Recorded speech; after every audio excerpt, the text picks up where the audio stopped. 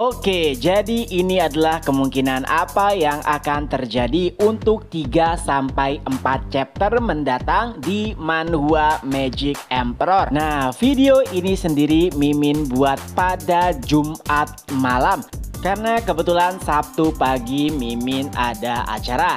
Jadi karena nggak tahu nih kelanjutan atau ending chapter mendatang itu pada bagian mana, kita lanjutkan saja dari spoiler minggu lalu. Ya, saat Sekte Demonic Scheme memasuki arena, tentu saja semua mata langsung tertuju kepada Zovan. Mereka semua penasaran, baik itu yang sudah mengetahui kekuatan Zovan dan juga yang belum melihat langsung bagaimana kekuatan Zovan sebenarnya. Bahkan dua naga yang diagungkan juga menatap ke arah Zovan.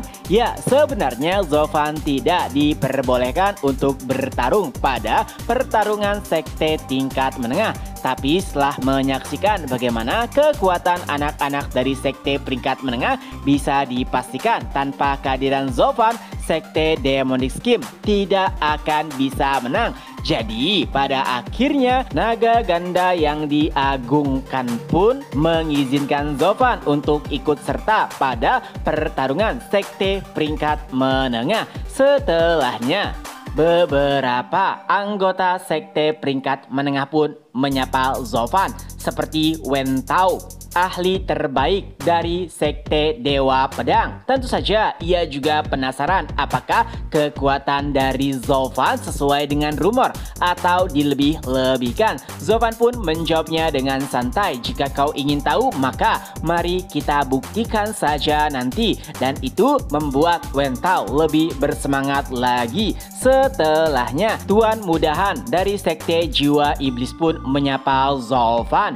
Ya, awalnya Tuan Mudahan ingin bertarung langsung melawan Zovan, tapi setelah mengetahui kekuatan sebenarnya dari Zovan, Tuan Mudahan pun memutuskan untuk menolak jika Sekte Demonic Scheme menantang Sekte Jiwa Iblis, yang artinya mereka akan mengaku kalah jika Zovan menentang sekte mereka. Mendengar hal tersebut, Tuan Muda Rencong dari sekte Heaven Trailing pun mengejek mereka karena termakan gertakan dari sekte Demonic Scheme. Ya, sampai dengan saat itu Rencong masih tidak mengakui kekuatan dari Zovan. Ia hanya menganggap itu hanyalah sesuatu yang dibesar-besarkan untuk menakuti sekte peringkat menengah. Tapi tentu saja Tuan Mudahan tidak mempedulikan apa yang dikatakan oleh Rencong karena mereka bertiga sudah melihat langsung bagaimana mengerikannya kekuatan dari Zovan. Beberapa saat setelahnya, Dewan Juri pun mulai membacakan beberapa peraturan. Pada pertarungan sebelumnya, Sekte Demonic Scheme menang dalam pertarungan individu. Jadi, Sekte Demonic Scheme bisa menantang sekte peringkat menengah pada pertarungan individu. Adapun sekte mistik surgawi karena berhasil menang pada pertarungan berkelompok, mereka boleh menentang sekte peringkat menengah untuk melakukan pertarungan berkelompok. Lalu Penatuayun dari sekte mistik surgawi pun menyampaikan mereka tidak berniat untuk menentang sekte Heaven Trailing karena sekte Heaven Trailing adalah sekte yang mendukung ataupun yang membimbing sekte mistik surgawi, dan mereka sudah puas dengan posisinya sebagai yang tertinggi pada posisi sekte peringkat bawah.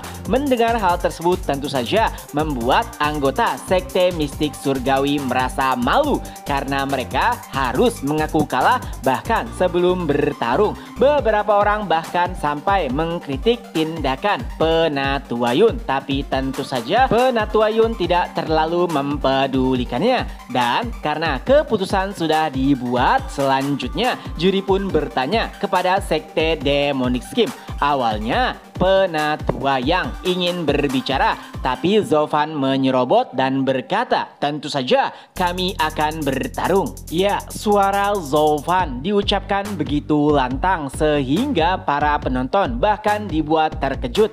Tapi Rencong nampak sangat kesal dengan kata-kata Zovan. Padahal sebelumnya Rencong telah memperingatkan sekte Demonic Scheme untuk menyerah, tapi Zovan lebih memilih untuk melawan. Ia pun langsung menatap ke arah kembar yang berada di belakangnya. Ya, karena nampaknya hanya mereka bertiga yang bisa bertarung, lebih baik melawan anggota sekte Demonic Scheme yang memiliki 6 ahli tahap eternal. Adapun sekte Heaven Trailing, hanya mereka bertiga saja yang sudah mencapai ranah eternal. Tapi yang lebih menjengkelkan adalah mereka bahkan harus kalah melawan sekte Jiwa Iblis yang hanya memiliki 2 ahli ranah eternal. Dan jika mereka sampai kalah juga oleh sekte Demonic Scheme, maka posisi sekte peringkat menengah yang ditempati oleh sekte Heaven Trailing terancam digeser oleh sekte Demonic Scheme. Jadi mau tidak mau, Rencong harus mengeluarkan seluruh yang ia punya untuk menghancurkan sekte Demonic Scheme. Oh ya, kenapa sekte peringkat menengah melawan sekte Heaven Trailing? Karena di antara sekte peringkat menengah, sekte Heaven Trailing lah yang memiliki poin paling rendah. Nah, setelah tantangan diterima, ada beberapa penatua dari Double Dragon Manor yang muncul. Mereka seperti memasang formasi untuk lokasi yang dijadikan medan pertempuran. Nah, lokasi kompetisi sendiri nampak begitu luas, mungkin hampir sama dengan pegunungan Albis yang digunakan saat debat esotrik di Tianyu. Dan setelah arena benar-benar siap, para peserta pun langsung dikirim ke lokasi pertarungan. Orang-orang dari sekte Demonic Scheme kala itu berada di dekat danau. Mereka bisa merasakan jika hawa di sana begitu bersih, bahkan sangat baik untuk kultivasi. Zovan merasakan nampaknya mereka menggunakan batu roh suci untuk mempersiapkan arena. Dan secara tidak sadar, Zovan pun merasakan sesuatu, seperti ada orang yang tengah memperhatikan mereka, dan ternyata itu adalah Dan Kinseng. Dan beberapa saat setelahnya, si kembar dari sekte Heaven Trailing pun muncul. Ya, nampaknya itu adalah rencana yang telah mereka berdua buat dengan Rencong. Awalnya si kembar nampak seperti ingin menyerang Zovan, tapi tiba-tiba mereka malah mendekati 6 ahli tahap eternal yang dimiliki oleh sekte Demonic Scheme, dan bahkan langsung menyerang mereka menggunakan teknik gabungan. Siapa sangka 6 ahli eternal dari sekte Demonic Scheme tidak bisa menahan serangan gabungan dari si kembar. Itu membuat para penonton takjub. Mereka memang pernah melihat bagaimana teknik gabungan dari si kembar, dan itu masih terlihat mengesankan. Lalu terjadi perbincangan antara Wen Tao dengan Xie Tianxiang. Ya, karena mereka pernah berhadapan dengan si kembar, ia pun meminta bagaimana tanggapan dari Xie Tianxiang terkait dengan Zovan. Apakah Zovan bisa menahannya? Tapi sayangnya Xie Tianxiang tidak mengetahui jawaban yang pasti karena sudah lama mereka tidak bertemu, hingga seseorang pun berkata 15 menit. Aku yakin setidaknya si kembar bisa bertahan paling lama 15 menit.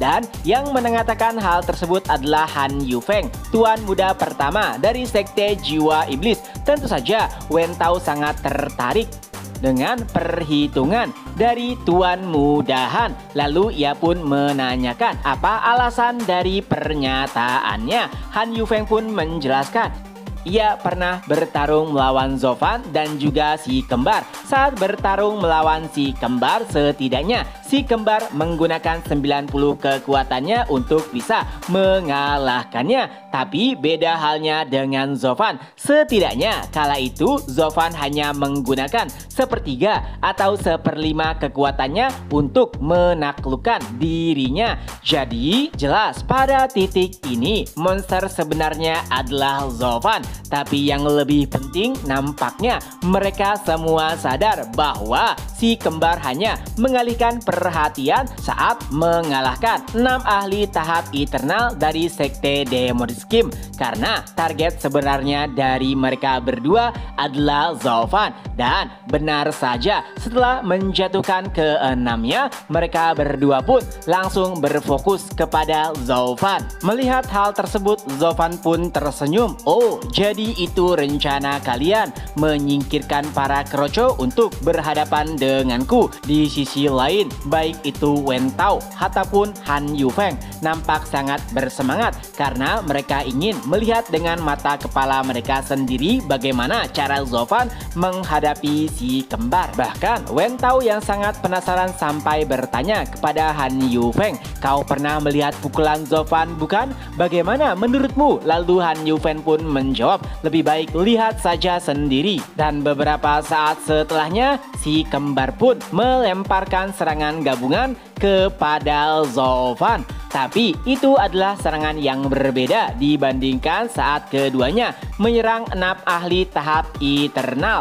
Wen Tao dan juga Han Yufeng mulai menganalisa dari kursi penonton. Tentu saja ada alasan kenapa si kembar menggunakan serangan yang berbeda. Itu semua karena si kembar masih belum yakin terkait dengan kekuatan Zofan sebenarnya. Jadi mereka agak berhati-hati untuk bisa menanggapi bagaimana respon Zofan terhadap serangan mereka.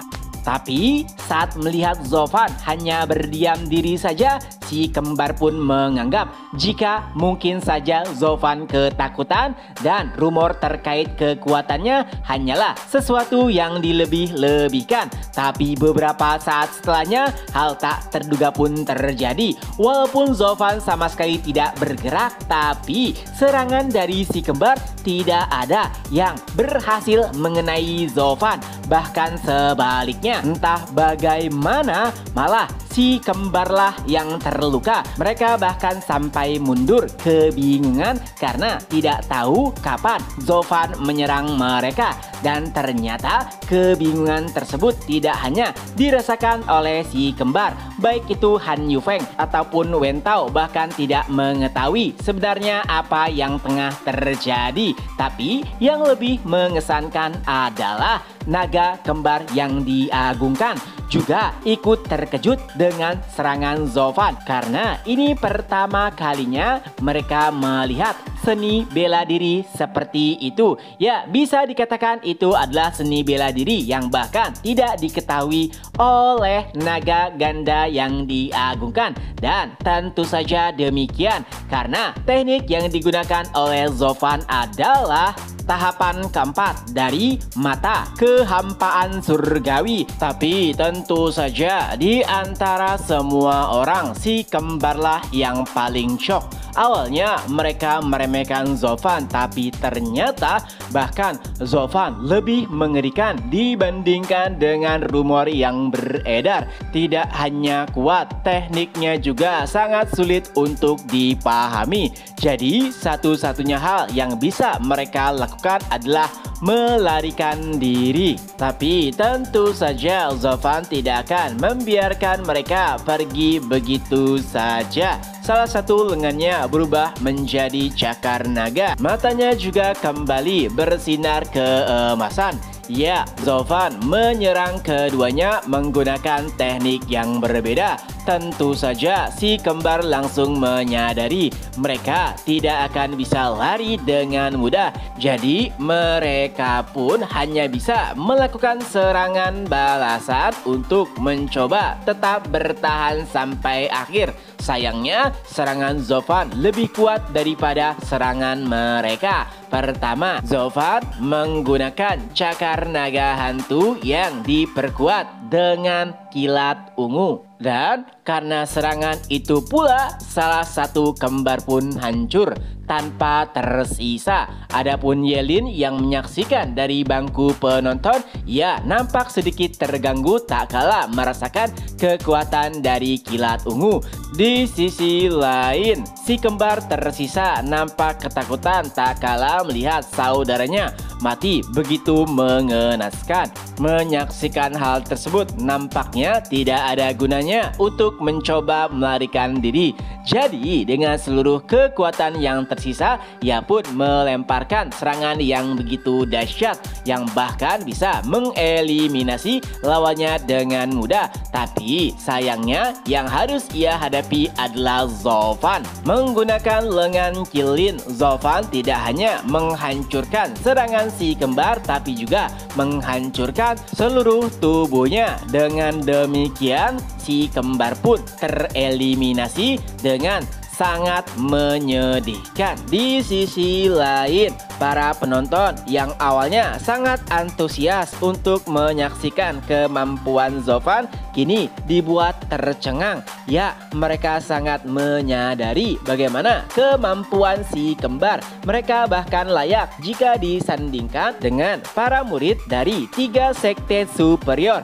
Tapi Zovan mengeliminasi mereka dengan cara sederhana tapi begitu mengerikan. Wen Tao yang duduk di kursi penonton bahkan sampai sulit untuk menjelaskan apa yang ia lihat. Lalu ia pun berkata kepada Xie Tiansang, "Hei, apa yang sebenarnya temanmu makan? Kenapa ia begitu mengerikan?" Lalu Wen Tao juga berkata kepada Tuan Mudahan, "Dan bukankah ini terlalu cepat? Katamu setidaknya mereka bisa bertahan selama 15 menit. Tentu saja, baik itu Han Yufeng ataupun Xie Tiansang sama sekali tidak bisa menjawab pertanyaan dari Wen Tao. Nah, sejujurnya Wen Tao sendiri telah menyusun beberapa strategi untuk bisa menahan Zovan.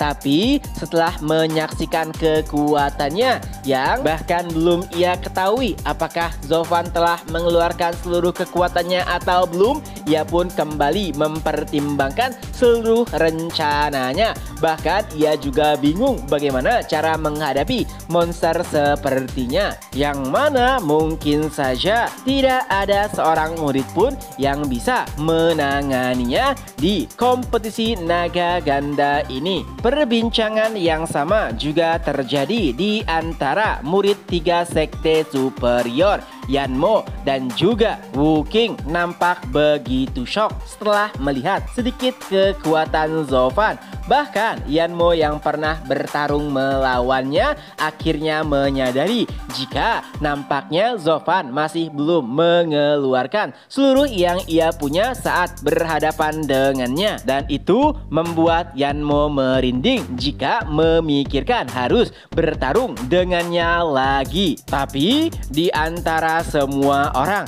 ada satu sosok yang nampak begitu khawatir. Dia adalah penatua dari sekte Heaven Trailing. Karena dari kursi penonton ia bisa menyaksikan dengan jelas bagaimana mengerikannya kekuatan Zovan. Permasalahannya adalah tuan muda mereka, yaitu Rencong, sama sekali belum memahami fakta tersebut. Ya, sampai dengan kala itu Rencong masih menganggap jika Zovan hanyalah seorang penipu yang membesar-besarkan kekuatannya untuk menakut-nakuti lawannya. Dan itu membuat Rencong nampak seperti katak di dalam tempurung.